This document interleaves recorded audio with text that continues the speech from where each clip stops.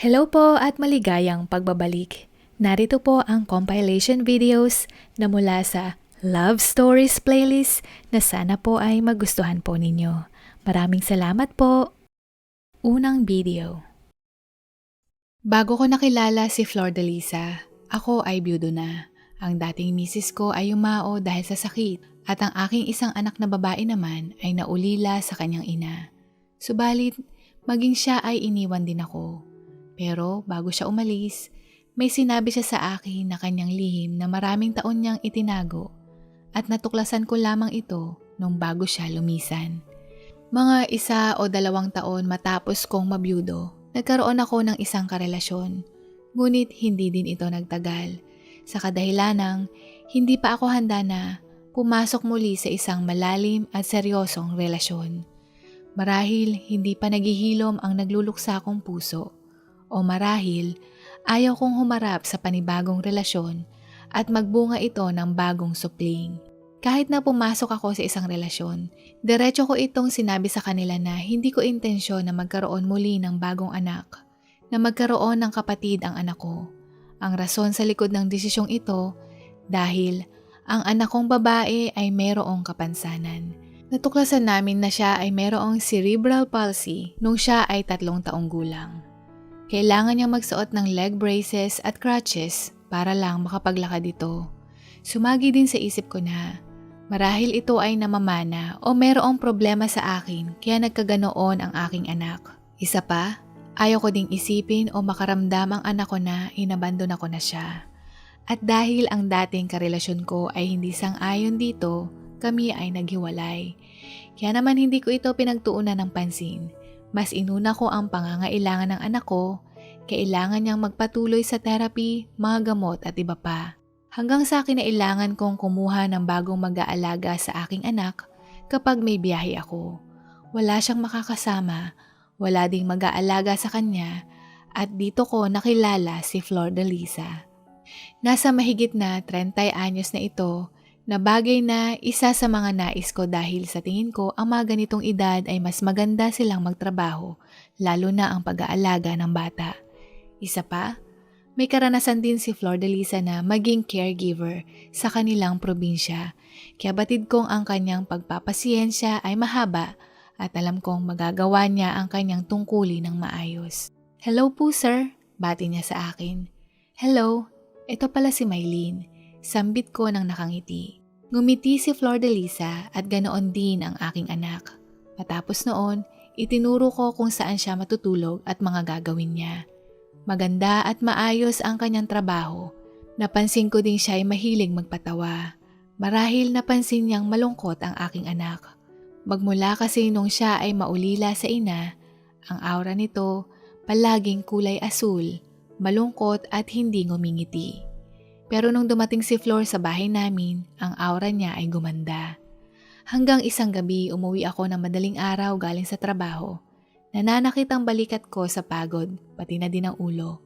Umabot kasi ng hindi lalagpas ng 11 oras ang pagbiyahe ko sa isang araw. Tapos, nagpahinga ng hindi bababa sa 16 na oras. At pagkatapos, kinailangan kong bumiyahing muli. Ito ang ibinigay sa aking flight schedule sa loob ng 5 araw kong duty. Kaya naman, nung pag-uwi ko, pagod na pagod ako sa trabaho. Nung pagdating ko sa bahay, merong nakahandang tsaa. Sir, ito po yung tsaa para po makabawas sa stress at pagod, wika ni Flor. At inilapag ang tasa sa side table. Umalis ito at pagbalik, dala-dala na niya ang tsinelas na gamit ko na pambahay at bimpong basa na mainit-init pa. Sir, eto po yung bimpo para po sa batok at balikat. Malumanay niyang sambit. Napatingin ako dahil hindi ko mapigilang magtaka. Nagpaparelease po ito ng tensyon sa balikat at nakakatulong din po ito makapag-relax. Iyon po kasi ang madalas kong ginagawa noon kapag si tatay galing sa palayan. Dagdag nito, paano mo nalamang masakit ang balikat ko? Tanong ko.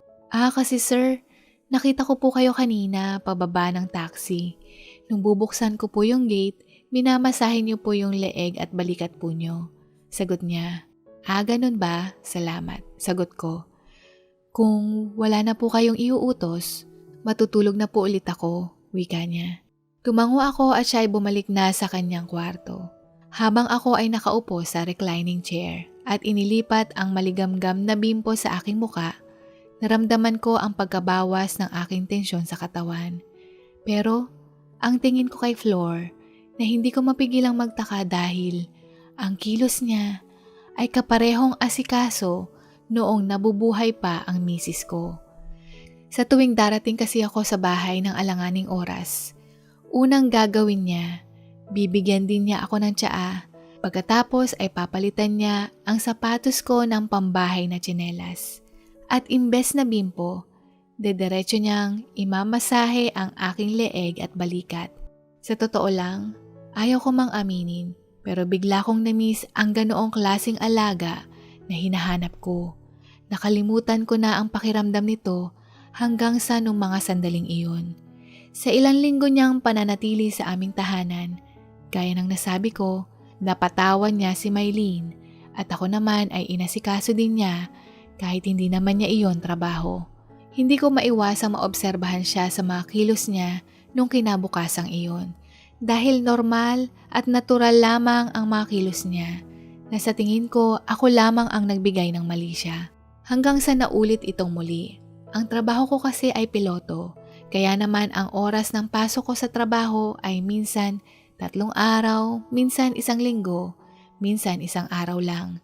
Hindi ito pare-pareho, pero sa tuwing ako ay umuuwi ng madaling araw o alanganing oras, si Flor ay hindi nagbago sa kanyang pag-asikaso sa akin. Kada uuwi ako, nakahanda na yung tsinelas kong pambahay, may tsaa at may bimpong mainit-init. At ako naman, nung 2 beses na nangyari ito, kapag ako ay uuwi, palagi na akong nakakaramdam ng sabik. Gusto kong tikman ang mainit na tsaa at ilagay ang bimpong iyon sa aking muka habang ako ay nakaupo sa reclining chair bago ako tuluyang lumipat sa aking kwarto at matulog. Hindi ko napansin kung kailan nagsimula, pero sa tingin ko nagkaroon na ako ng gusto sa kanya. Hindi ko mapigilang madyahe nung bumiyahe ako sa bansang France. Bumili ako ng 1 tsokolate bilang pasalubong. Pag-uwi ko, "Sir, eto na po pala yung tsaa nyo at nakalagay na din po sa side table yung bimpo." Sambit niya.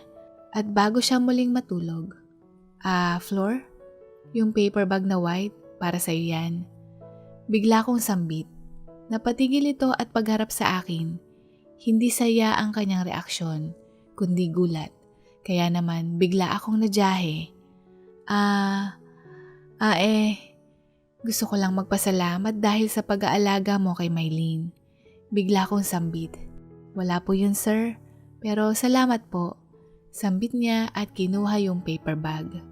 Nung pagbalik niya sa kwarto, hindi ko mapigilan ng ngumiti dahil pakiramdam ko bumalik ako sa pagkabata. Pati sa panaginip, nandoon din si Flor. Kami ay naglalakad sa isang dalampasigan na magkahawak ang kamay. At nung pagising ko, dahil sa napakagandang panaginip, ang ganda ng mood ko na maging si Mylene ay napansin nito.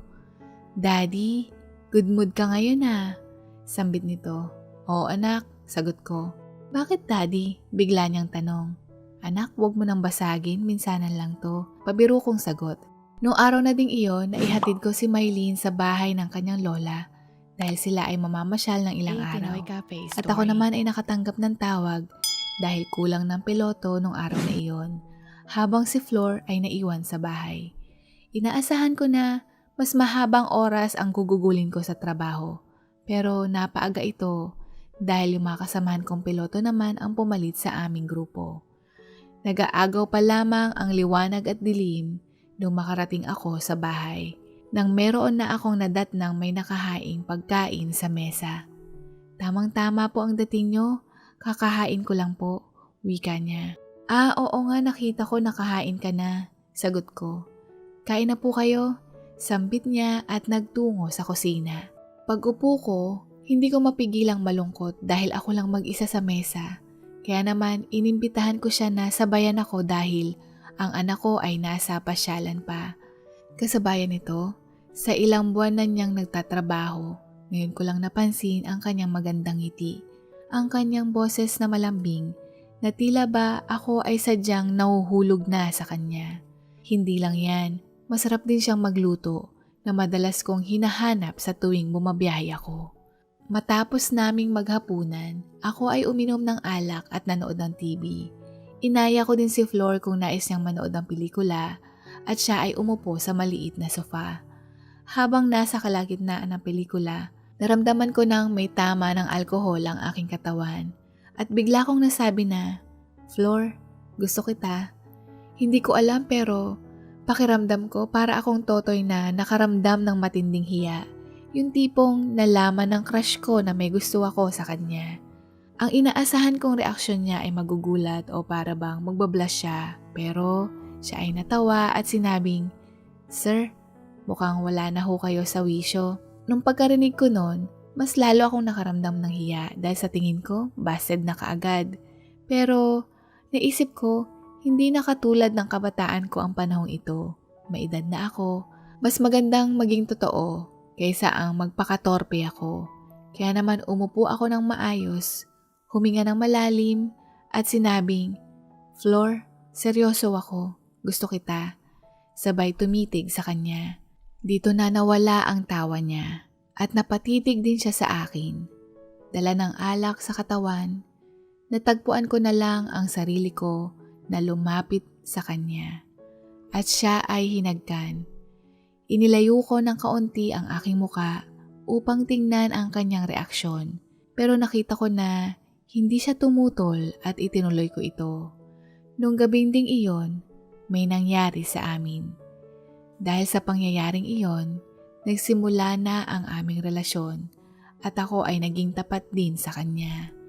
Ibinahagi ko sa kanya ang nais ko na ayaw ko ng mag-anak, na kung ikasal man kami sa hinaharap, hinding-hindi magbabago ang pananaw ko dito.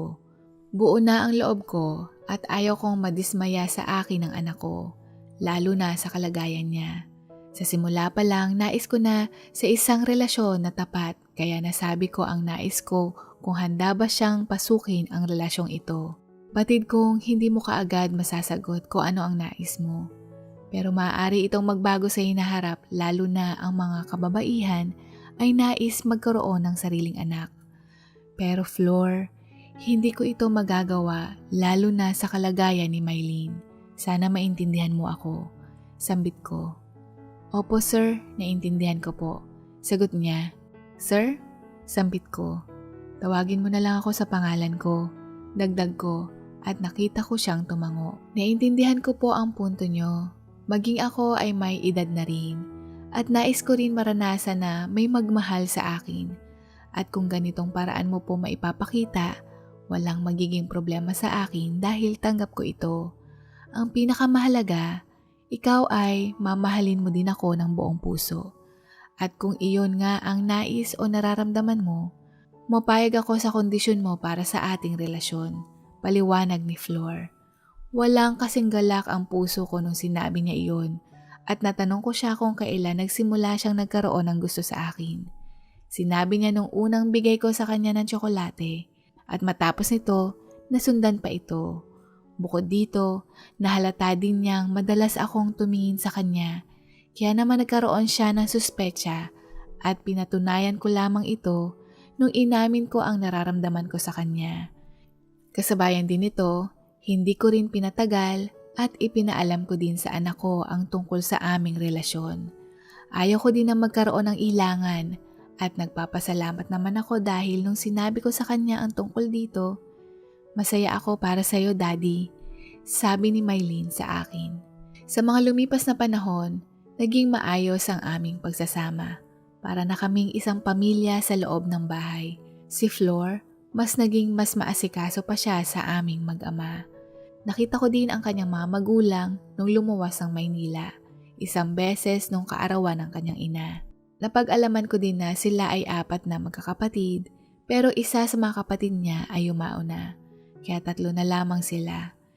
Siya ang pangalawa sa magkakapatid, at ang mga kapatid niya ay meron na ding sariling mga pamilya, meron na ding kanya-kanyang buhay. Masasabi kong siya ay aking pangalawang misis nung nagsimula na kaming magsama sa kwarto at nag-live-in. Nais ko din siyang bigyan ng mga magagandang regalong damit o mga gamit, pero siya ay simple lamang. Simple manamit, simple magayos, at simple din itong mag-makeup. Palagi niyang sinasabi na mas maigi na mag-ipon dahil ang trabaho ko ay delikado at mas mainam na handa lalo na sa kalagayan ng anak ko na kailangan ng gamot ay hindi mapuputol. Sa mga lumipas na panahon, naipapasyal ko din siya sa ibang lugar at naipakita ko sa kanya kung saan ako nagtatrabaho. Yung nakita niya ang himpapawid, ang kanyang ngiti ay parang bata sa galak at bumulong pa sa akin na salamat. Matapos ang 2 taon naming nagsasama, nagdesisyon akong pakasalan siya. At ang nais niya lamang ay simpleng kasalan na dinaluhan ng aming parehong mga magulang at ng isa niyang kapatid. Gusto kong maramdaman niya na tunay at labis ang pagmamahal ko sa kanya sa pamamagitan na gawing legal ang aming pagsasama. At isa pa, napanaginipan ko din siya na nakasuot ng trahe de boda na tila ba nakakuha ako ng pahintulot na pwede akong magpakasal muli. Matapos ang ilang araw naming kasal, dito din ako nagdesisyon na kumuha ng kasambahay. Ayaw kong isipin niya na pinakasalan ko siya o nagsama kami para gawin siyang ulila. At nung sinabi ko ito sa kanya, meron daw siyang kakilala sa probinsya na maaari niyang makuha, kaya sumang-ayon ako at ipinagkatiwala ko din sa kanya ang pagkuha ng kasambahay. Dumating ang bagong kasambahay matapos ng ilang linggo. Siya ay isang dalagitang nagngangalang Sara, nakakatapos lamang ng sekundarya. Mabait at masunurin naman siya base sa obserbasyon ko. At ang isa pang napansin ko na komportable at magkasundo din sila ni Mylene. Batid kong hindi naman nalalayo ang kanilang edad, pero nakita kong mas masayahin siya, mas may gana, at palagi silang nagkukwentuhan sa tuwing tapos na siyang magtrabaho o wala na siyang gagawin. Nakikita ko din silang dalawa kapag wala akong trabaho na nagbabasa sila ng libro sa hardin. Kung minsan naman ay sila ay nagbubungis-ngisan, nanonood ng pelikula na tila ba nakatagpo siya ng bagong kaibigan na nakatulong ang pagdating ni Flor at Sarah para sa paghilom ng sugat sa puso ni Mylene nung maulila. Nagdaan ang panahon. Mahal, ano sa tingin mo? Pag-aralin natin si Sarah. Pwede natin bawasin ang kanyang sahod kapalit nito.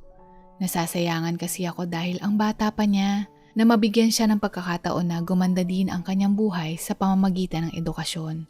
Ano sa tingin mo? Mungkahi ni Flor. Wala namang problema sa akin pero hindi ka ba mahihirapan sa gawaing bahay? Tanong ko. Kaya ko pa naman at saka tutulungan din naman niya ako kapag tapos na siya sa klase niya. Sambit nito. Naisip ko din na maganda din ang makatulong sa kapwa, kaya hindi ako tumutol. Ang eskwelahan na pinasukan ni Sarah ay isa sa mga pampublikong universidad sa ating bansa na mayroong pinakamababang matrikula at eskwelahan ng mga matatalino. Sa totoo lang, yung sahod ni Sarah sa amin, kayang-kaya niyang bayaran ang matrikula niya at may sobra pa itong pwede niyang ipambaon. Kaya naisip ko din na, oo nga, sayang ang kanyang talino. Mas magandang matulungan siya at mabigyan ng pag-asang mangarap at matupad ito. Sa paglipas ng panahon, matiwasay ang aming buhay hanggang sa nagkaroon ng sakit si Flor. Ang akala niyang simpleng sakit lamang ng ulo na may kasamang panlalabo ng mata na madalas niyang nararamdaman. Iyon pala, may tumubong tumor o ang diagnose sa kanya na glioblastoma sa kanyang utak. At napag-alaman din namin ang ganitong klase ng tumor ay mahirap tanggalin at ang tsansang mabuhay ay hindi lalagpas ng 1.5 taon. Labis ang aking pighati. Pakiramdam ko, pangalawang beses na itong nangyari sa akin na maging siya ay iiwanan din ako ng mas maaga. Na yung mga plano kong gawin o nais ko pang gawin, hindi ko na magagawa dahil sa karamdaman niya. Ngunit wala akong magawa kundi tanggapin ang aming kapalaran. Kahit na nagpapagamot kami, ang cancer cells na ito ay isang agresibo at mabilis kumalat. Tumagal lamang siya ng 1 taon. Sa kanyang mga huling sandali, dito siya may sinabi sa akin, "Mahal, patawarin mo ako. Nagsinungaling ako sa'yo. Kung ano man yun, baka maliit lang na bagay, okay lang. Sagot ko, hindi ko na kaya pang itago. At labis akong nakokonsensya sa ginawa ko. Hindi ko magawang masabi o maamin noon dahil pakiramdam ko, kapag nagsabi ako sa'yo ng totoo, maaaring paalisin mo ako. Lalo na nung sinabi mong ayaw mo nang magkaanak. Pero, si Sarah ay anak ko. Anak ko siya sa pagkadalaga, wika niya, at nagsimula na siyang umiyak. Ano? Sa isip-isip ko, nais kong magalit. Nais kong sumigaw, pero nung mga sandaling iyon hindi ko magawa. Hindi ko kayang makipag-away sa kanya, lalo na ganoon pa ang kanyang sitwasyon. Nakahiga siya sa kama ng ospital, naubos ang buhok, nangangayayat, at ang masakla pa dito, batid kong hindi na din siya magtatagal. Nagahalong emosyon, galit, kanulo at kalungkutan, pero iisang emosyon ang nangingibabaw sa akin ng mga sandaling iyon. At iyon ay ang aking pagmamahal sa kanya. Kaya mas pinili kong hindi umimik. Patawarin mo ako, pero nais ko sanang humingi sa iyo ng pabor na kahit wala na ako, kung maaring patapusin mo lang siya ng pag-aaral sa kolehiyo upang sa ganon, meron naman siyang magandang buhay. At kung hindi mo ito magagawa dahil hindi mo ako mapatawad, maiintindihan ko din. Pero kung ano man ang mapagdesisyonan mo, irerespeto ko ito. Nakikiusap din ako na sabihin mo lang kay Sarah ang totoo kapag nakapagdesisyon ka na. Dahil kung malaman niya agad, baka bigla itong umalis at ayaw kong mangyari iyon. Humihingi ako muli sa iyo ng tawad, mahal ko. Dagdag niya. Hindi ako makasagot kaagad. Nag-iisip pa ako ng isasagot sa kanya. Okay, pag-iisipan ko. Sa ngayon, wag mo na munang alalahanin ang mga ganitong bagay.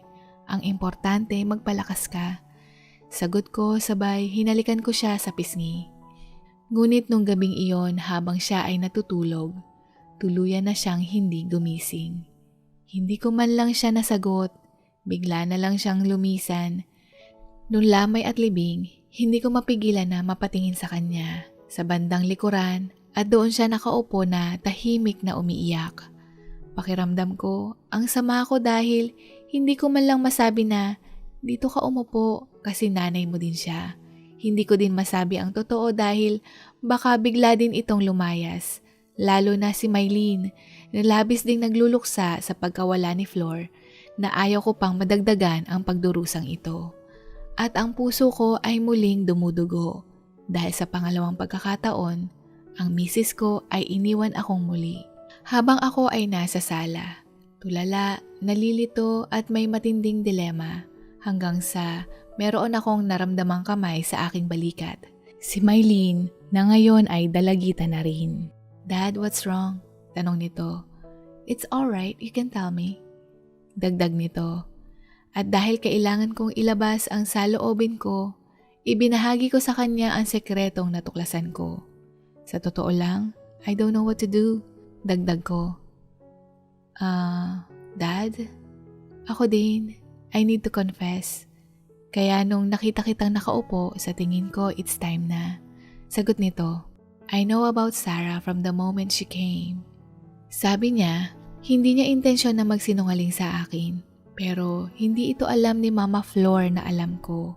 Sinabi din ni Sarah ito dahil kung hindi ako komportable sa sitwasyon, nasa sa akin na ito kung isisiwalat ko at handa siyang tanggapin kung ano man ang desisyon ko at desisyon mo sa oras na sabihin ko ang totoo.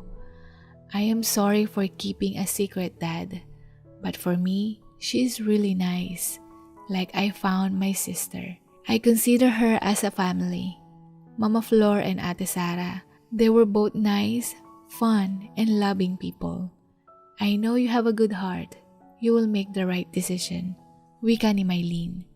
Matapos kong marinig ito, hindi ko mapigilang magalit, madismaya, malungkot, dahil pati ang anak ko ay naglihim din sa akin.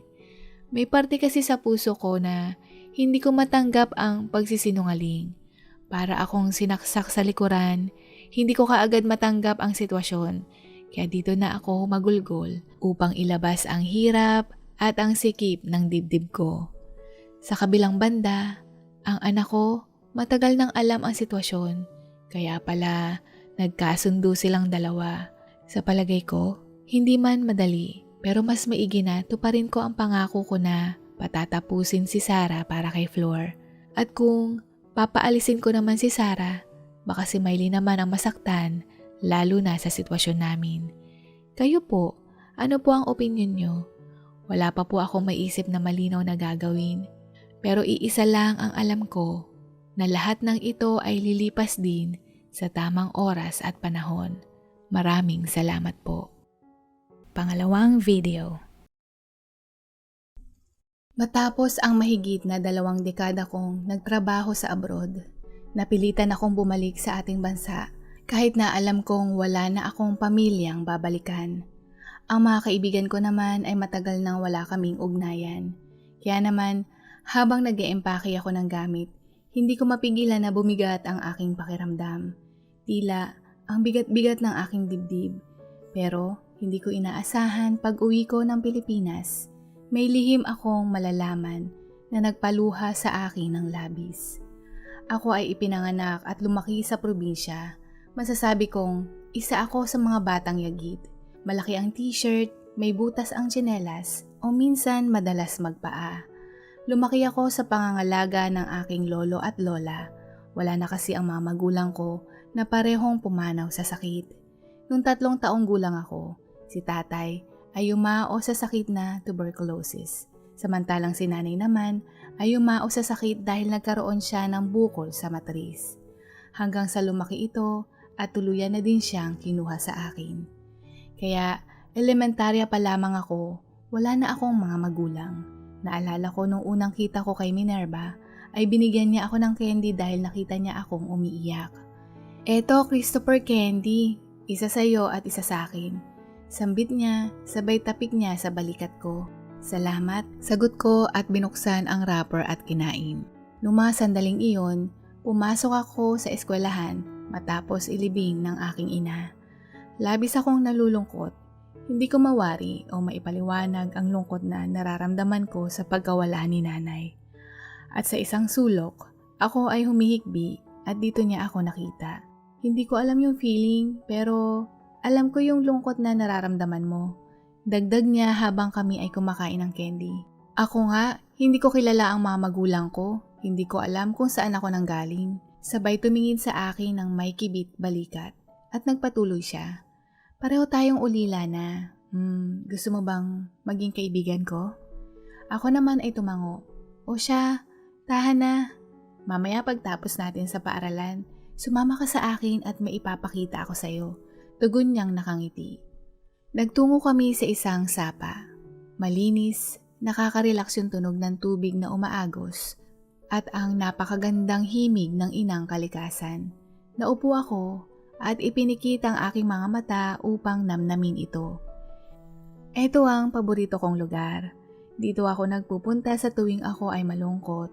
At iba to ang bato sa tubig, wika ni Minerva.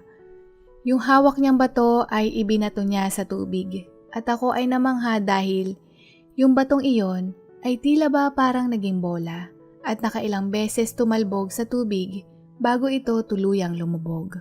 Wah! Galing! Bigla kong sambit. Ngumiti siya at sinabi niyang madali lang itong gawin at kung palaging nagsasanay, mas magiging magaling ako. Tinuruan niya akong magbato at syempre, unang bato ko pa lang, lumubog kaagad ito. Dito kami nagtawanan at nakailang beses ako na ginawa ito bago kami naghiwalay para umuwi. Simula noon, palagi na kaming nagkikita, mapa sa eskwelahan o sa labas. Sinikap din namin na maging magkaklase sa mga susunod na baitang, pero ako ay laging huli.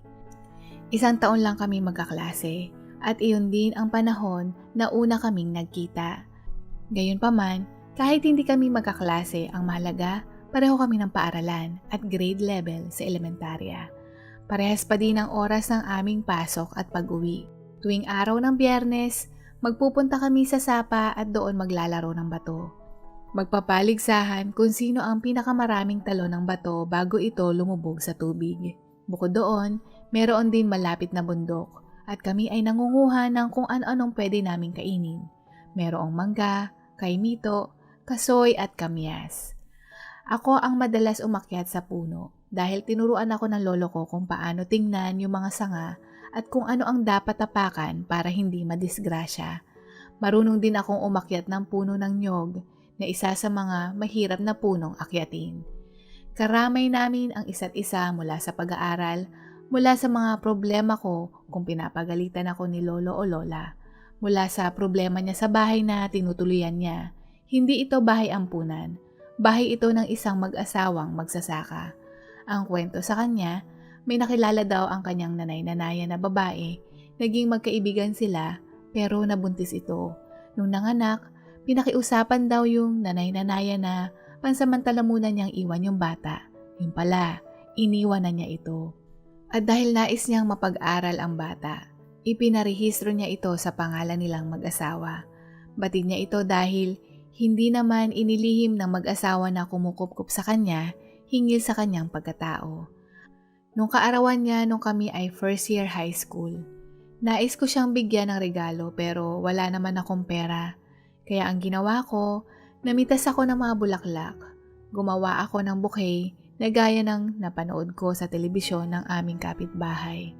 Gumamit ako ng goma para hindi magkahiwa-hiwala yung sanga ng mga bulaklak. At gumawa din ako ng kwintas na gawa din sa bulaklak. At hindi lang iyan, namitas din ako ng kaimito na isa niyang paboritong prutas. Bakit ako naganda ng ganito? Dahil nais ko ding magtapat ng pag-ibig sa kanya. Sa tuwing nakikita ko siya, siya ang nagbibigay sigla, liwanag at ligaya sa aking malungkot na buhay.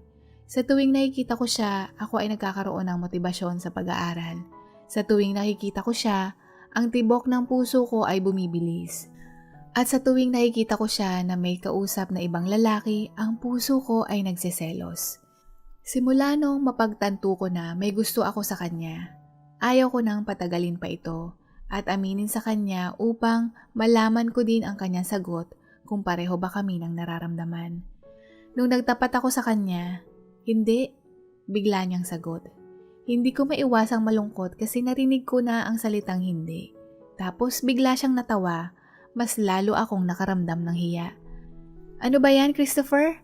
Bigkas niyang muli, pero sa pagkakataong ito siya ay humahagikik na, samantalang ako ay seryosong seryoso. Hindi, ulit niyang muli. Hindi ka na mabiro, humahalakhak niyang sambit. Gusto ko lang makita ang itsura mo. Nakita ko yung pamumutla mo at syempre, gusto din kita. Wika niya, sabay hinalikan ako sa pisngi. Sa sobrang bilis ng pangyayari, natulala ako. Hindi ko kaagad na proseso at ilang saglit pa, hinawakan ko ang pisngi ko kung saan niya ako hinalikan at tumingin ako sa kanya. Hawak niya ang tungkos ng mga bulaklak na gawa ko at inamoy ito. Malalantay ang flower necklace kapag nakatayo ka lang dyan, wika niyang muli. Ah, sorry, sagot ko at napatitig ako sa kanyang magandang muka. Hindi pa ba obvious kaya natulala ka na? Tanong niya. Oo, kung ano ang nararamdaman mo ay ganoon din ang nararamdaman ko. At salamat nga pala sa kay Mito. Dagdag niya. Pinagsaluhan namin ang kay Mito na iniregalo ko sa kanya at simula noon, kami ay naging magkasintahan. Mahirap ang aming kinalakihan kaya madalas kaming mangarap. Kaya naman nung makatapos kami ng sekundarya, pareho kaming nakipagsapalaran sa Maynila. Akala namin, maraming trabaho ang mahanap sa Maynila na may magandang kita pero hindi ganoon kadali. Hindi namin sukat akalain na ang simpleng posisyon na waiter, sales lady o trabaho sa opisina kahit clerk ay kailangan pala na meron kang natapos. Nasabi ko ito dahil yung mga kasabayan ko ng mga nag-a-apply, meron silang college degree. Ito kasi ang mas gusto ng mga employer. Kaya naman ang trabahong nakuha namin ay mababa ang pasahod at mano-mano pa ito. Kasabayan nito, nagpapadala pa ako kila lolo at lola at halos walang natitira sa amin ni Minerva. Ang trabahong nakuha ko ay tagahugas ng plato at tagalinis sa isang resto bar. Si Minerva naman nakakuha ng trabaho bilang janitress sa isang ahensya ng gobyerno. Madalas hindi kami nagkikita dahil ang pasok ko ay sa hapon at uuwi ako ng madaling araw at siya naman ay umaga. Hindi ko maiwasang madismaya dahil wala man lang kaming naiipon sa aming kinikita. Kaya hindi ko maiwasang mag-alala dahil nais kong ibigay ang lahat para sa kanya. Nais kong guminhawa ang buhay namin. Nais kong magkaroon kami ng pamilya. Pero mukhang napakahirap na gawin ito dahil lagi kaming kinakapos. Parang walang pinagkaiba ang buhay namin sa probinsya at Maynila sa isip-isip ko. Hanggang sa lumipas ang halos 2 taon. Walang pagbabago, mas lalo akong nanlulumo, nadidismaya, nawawala ng gana. Hindi ko man lang siya madala sa isang magandang kainan. At kung magsini man, 1 o 2 beses lamang ito mangyari sa isang taon. Nakaka-prostrate lang dahil wala akong magawa. Hindi ko maikakaila na kapag nakikita kong nakatingin si Minerva sa mga magagandang butik at makita ang presyo para akong ibinabaon sa buhangin. Sinubukan kong maghanap ng iba pang mapapasukan ngunit hindi rin ito sapat.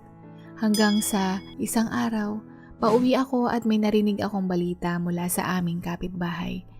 "Oy, totoo ba? Si Minerva ay magpapakasal kay Mr. Sanchez?" Tanong nito. Nabigla ako at halata ito sa ekspresyon ng mukha ko at agad niyang binawi ang kanyang sinabi. Wag mong pansinin yung sinabi ko. Dagdag niya at nakita kong dali-dali itong naglalakad palayo. Kaya naman nung kinagabihang ding iyon, kinompronta ko siya. "Totoo ba yung narinig ko sa kapitbahay natin?" Tanong ko sa kanya. Anong ibig mong sabihin?" Tanong niya. "Yung kasal," sabi ko.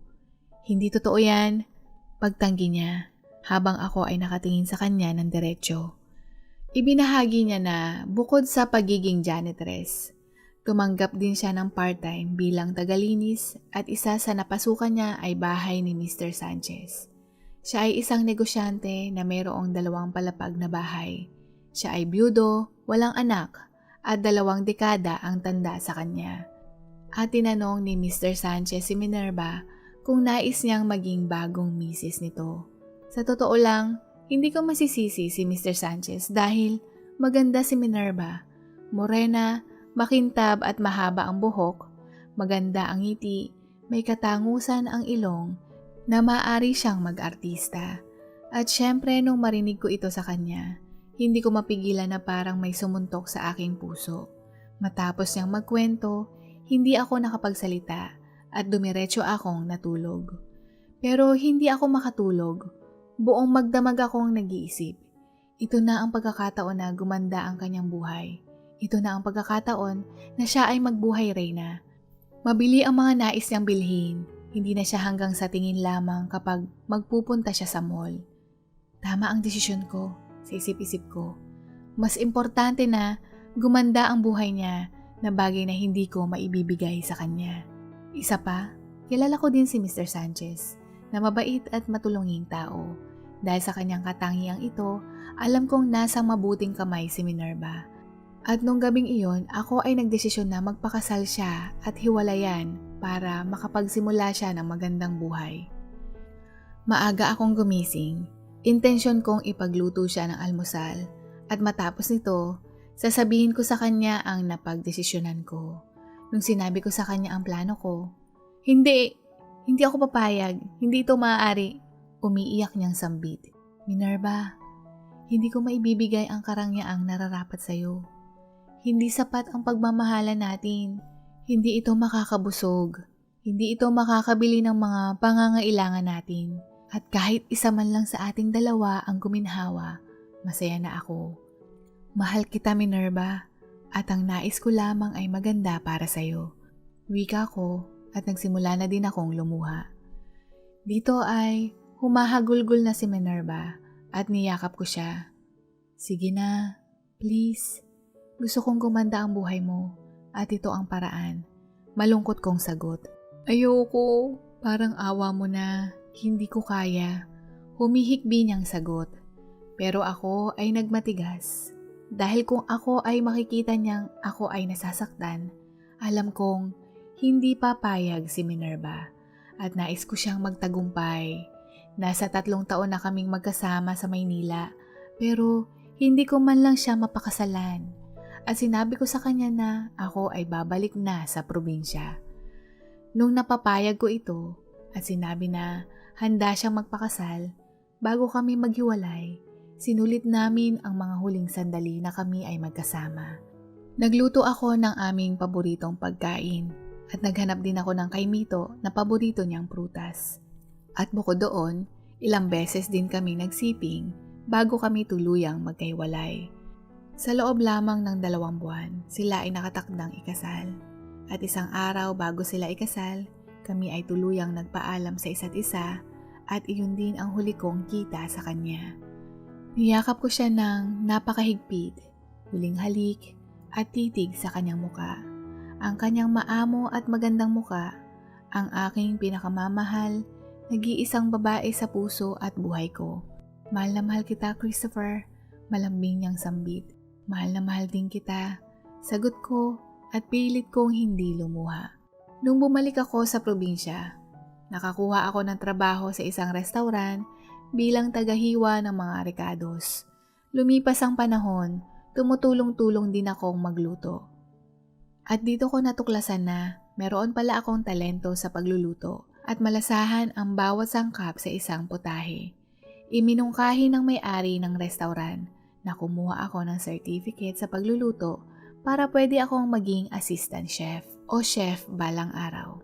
Ilang taon akong nagtrabaho bilang assistant chef sa nasabing restaurant sa probinsya hanggang sa nagkaroon ako ng oportunidad na makapunta sa bansang Dubai at nakapasok sa isang restaurant doon. Mahigit 5 taon akong nagtatrabaho doon at meron akong nakilala na nagustuhan ang luto ko at nag-propose na gawin akong chef ng kanyang restaurant. Hindi ko na malaya na mahigit 2 dekada na ang nakalipas. Si Lola at Lolo ay parehong yumao nung ako ay nasa ibang bansa. Wala na akong pamilyang babalikan kaya naman nanatili ako doon at nagtrabaho ng nagtrabaho. Hanggang sa isang araw, yung may-ari ng restaurant nagsabi sa akin na isasara na niya ang restaurant dahil siya ay may sakit at wala ding magpapatuloy nito. At dahil 15 taon akong nagtrabaho sa kanyang restaurant, binigyan niya ako ng severance pay. Nalungkot ako pero wala naman akong magawa. Kaya dito ako nagdesisyong umuwi ng Pinas. Pag-uwi ko, ang bahay sobrang tahimik. Napakalungkot, bumalik din ako sa sapa na madalas naming puntahan ni Minerva. Pero alam kong masaya siya at maginhawa ang buhay niya. Hindi ko mapigilan minsan mangarap kung ano ang aming buhay kung sakaling kami pa din. Kung pareho kaming bumalik ng probinsya. Nagsimula akong magtanim ng mga herbs sa bakuran at naisipan kong magtayo ng maliit na restaurant. Dahil iyon lamang ang alam kong gawin. At gamit ang mga naipon ko sa maraming taon, na isakatuparan ko ang magbukas ng sarili kong kainan. Dahil kailangan ko ng katukatulong, naglagay ako ng paskil na wanted helper na sign sa restaurant at merong binatang nasa mahigit 20 anyos o 20 anyos na nag-apply sa posisyon. Sabi niya, nagtrabaho daw siya dati sa karinderya bilang taga-ihaw kaya may alam din siya sa kusina. Kaya naman hindi na ako nagdalawang isip na i-hire siya at hindi ako nagkamali dahil masipag, laging nasa tama ang oras ng pagpasok at wala din itong absent. Kaya naisip ko ang swerte ko dahil nakatagpo ako ng isang maayos na empleyado. At nagdaan ng ilang buwan na magkasama kaming magtrabaho, hindi ko maiwasang mapansin na meron siyang anggulo na may pagkakahawig sa akin. Kaya naman na-curious ako sa kanyang pagkatao at tinanong siya. Pero si Alex, halatang ayaw niyang magbahagi ng personal niyang impormasyon. Kaya naman iginalang ko ito. Habang kami ay nagtatrabaho sa kusina, ako ay biglang natisod. At ang babagsakan ko sana ay ang nagliliyab na apoy na kalan na merong kumukulong mantika. Pero si Alex, dali-dali niyang nahablot ang damit ko sa likuran ng napakalakas at pareho kaming napaatras, natumba sa sahig mula sa kasalungat na direksyon ng kumukulong mantika na iyon at napigilan niya ang muntik ko ng aksidenteng iyon. Oh, maraming salamat. Maraming salamat. Kamuntika na ako. Kala ko katapusan ko na. Wika ko. Wala pong anuman sir, sambit nito at tinulungan akong tumayo.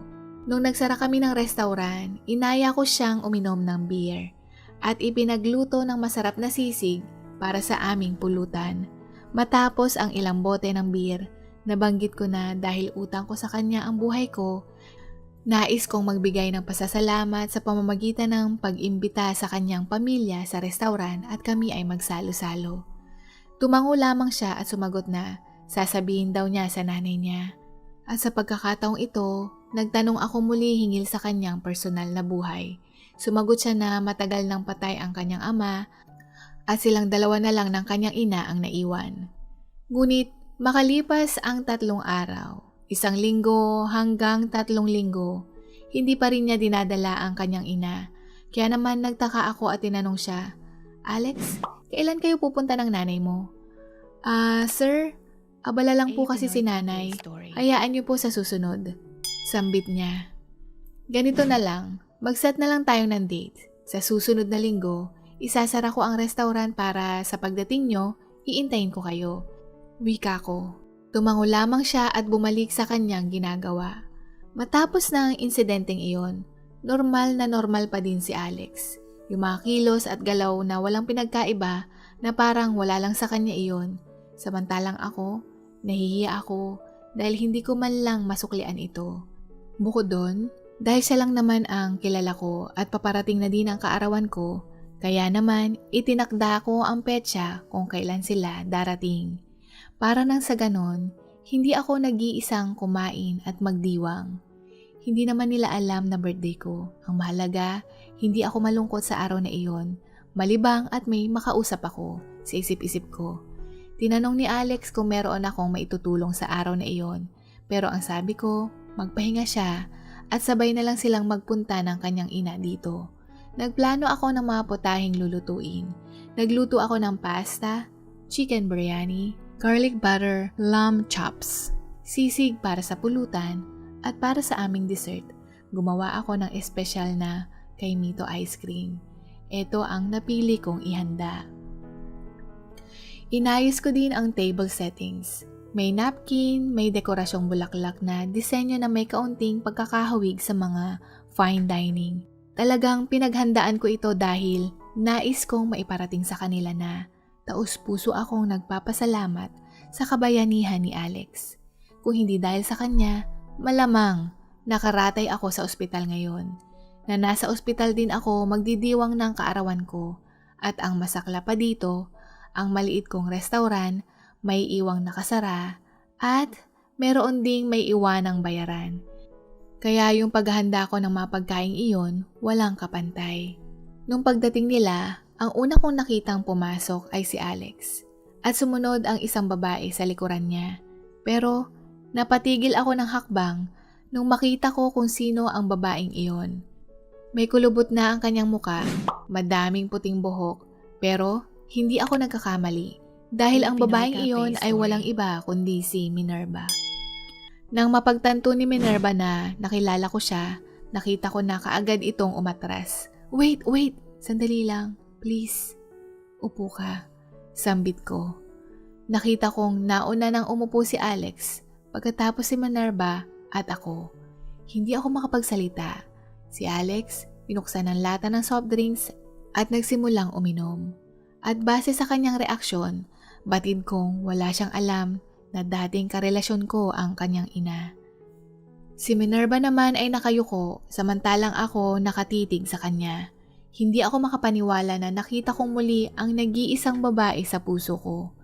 Aaminin ko, nais ko kaagad siyang yakapin, halikan, pero hindi ko pwedeng gawin iyon dahil maaring hindi din ganoon ang nararamdaman niya para sa akin. Ang tahimik naming kilos ay napansin kaagad ni Alex at bumulong sa kanyang ina na, Nay, anong meron? Narinig dahil sa nakakabinging katahimikan ng paligid. At nagsimula na itong magpanik nung nakita niyang tumulo ang luha ng kanyang ina. Nay! Sigaw nito. Anong nangyayari? Bakit ka umiiyak, Nay? Natataranta nitong sabi. Ako naman ay nakayuko na din.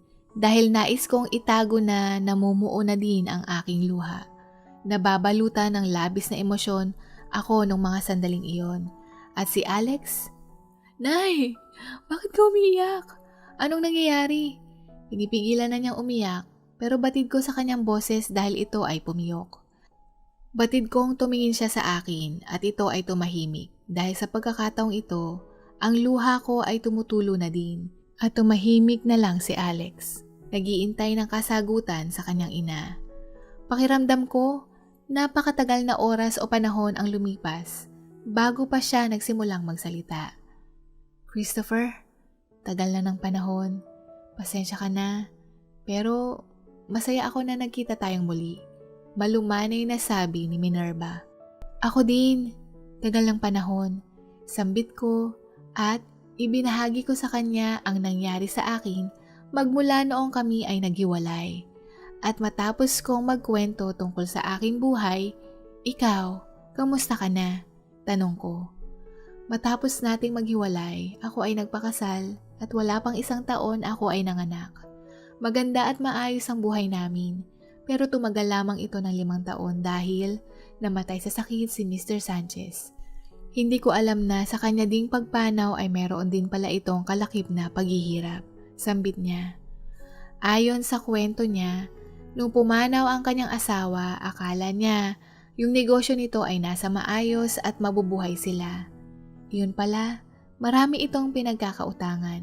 Maraming kailangang bayaran hanggang sa nakuha ang negosyo, ultimo sasakyan, gamit sa bahay, at pati bahay na tinitirhan nila.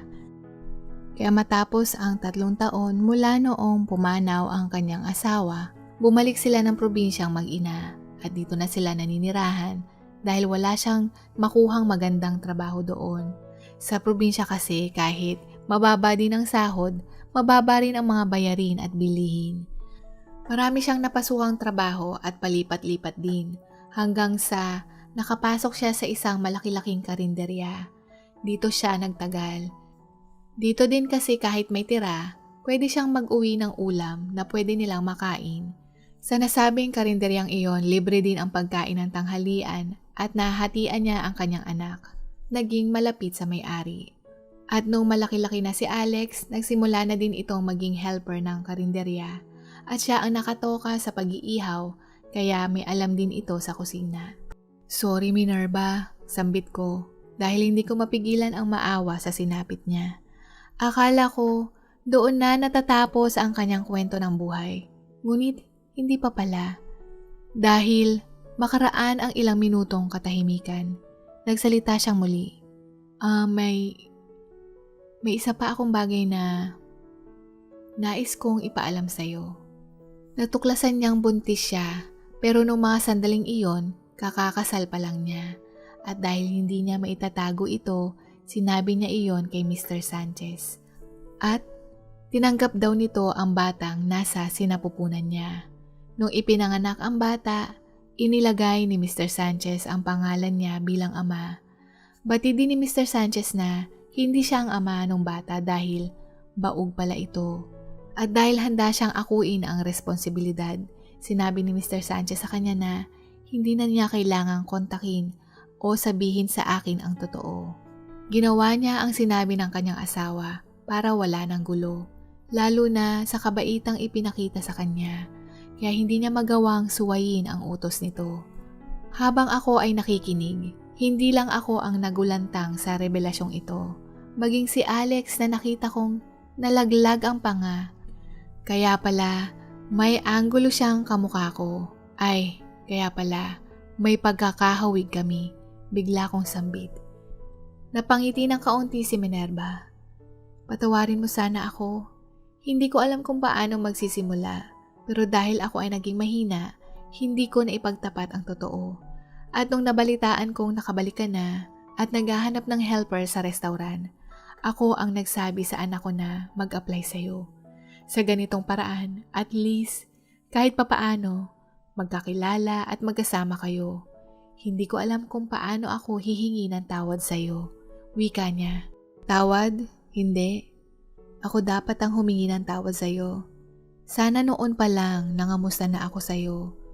Alam mo ba, kung alam ko lang, Babalik at babalik ako kaagad at hindi kita papabayaan. Pero ang nakaraan ay nakaraan. Ang mahalaga ngayon ay ang kasalukuyan. Ang puso ko ngayon ay nangingibabaw ng kaligayahan dahil binigyan mo ako ng anak. Salamat sa sakripisyo at magandang pagpapalaki mo sa kanya. At maraming salamat dahil binigyan mo ako ng pamilya na may makakasama na ako na hindi na ako nag-iisa. Naluluha akong wika at dali-dali ko siyang niyakap ng mahigpit at hinalikan sa labi dahil ang puso ko ay labis na nag-uumapaw ng kasiyahan na ang tanging babaeng nasa puso ko ay kapiling ko na muli ngayon na isa sa pinakamagandang regalong natanggap ko buong buhay ko. Matapos naming ihiwalay ang aming mga labi, bigla kaming nagtawanan ni Minerva dahil sa reaksyon ni Alex. Lumuwa ang mata at nakanganga ang bibig niya nung makita niya kaming magkahagkan. At maya-maya pa, sabay namin siyang niyakap ng mahigpit dahil sa wakas, buo na ang aming pamilya. Naaalagaan at mamahalin ko magpakailanman. Dito na po nagtatapos at sana po ay nagustuhan po ninyo ang mga kwentong ito. Hanggang sa muli, paalam at God bless po!